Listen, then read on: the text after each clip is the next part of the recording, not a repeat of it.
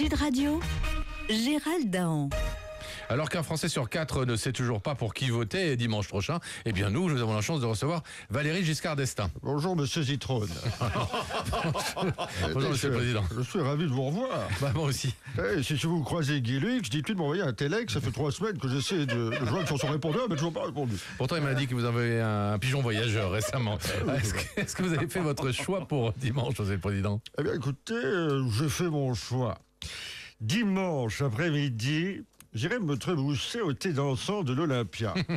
En vedette, il paraît qu'il y a Maurice Chevalier, avec en première partie un jeune talent que je m'appelle Charles Aznavour. D'accord, mais en fait, Monsieur Giscard d'Estaing, je voulais vous demander si vous aviez fait votre choix pour l'élection dimanche. Ah d'accord, autant pour moi. J'avais cru comprendre que vous me demandez si j'avais fait mon choix pour dimanche. Oui, c'est ça. D'accord, et bien au premier tour, je voterai pour le président sortant. Pour Nicolas Sarkozy, donc. Non, pour Georges Pompidou. Vous déraillez complètement, Monsieur Zitrone. Et ça doit être ça. Oui. Bonjour Marine Le Pen. Bonjour. Vous avez intenté un procès en diffamation à Eva Joly qui a traité votre père de milliardaire par détournement de succession, mais vous avez perdu. Oui, en effet, moi, Jean-Marine Le Pen, il n'est pas dans mes habitudes de me laisser insulter, n'est-ce pas? Et a fortiori par une vieille chouette à lunettes.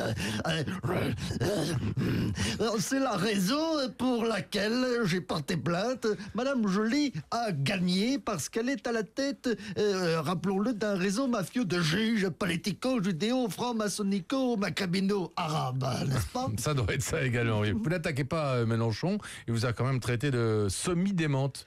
Nine. Je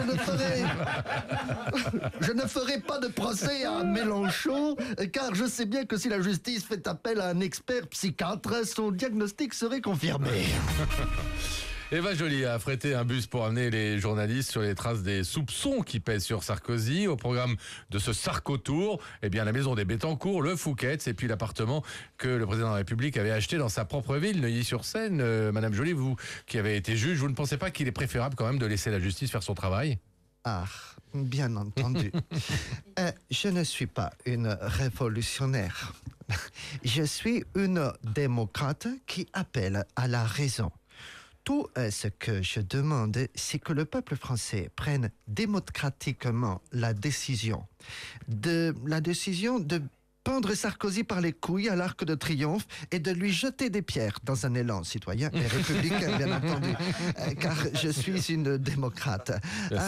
C'est pour cela que j'aimerais qu'on lui arrache les yeux à la cuillère à dessert et qu'on lui presse un citron dans les globes oculaires à vif, pour le bien de la France, bien entendu. Je souhaiterais aussi, car je suis démocrate, que le cadavre soit souillé et laissé aux chiens errants pour le recyclage des déchets et la défense des animaux.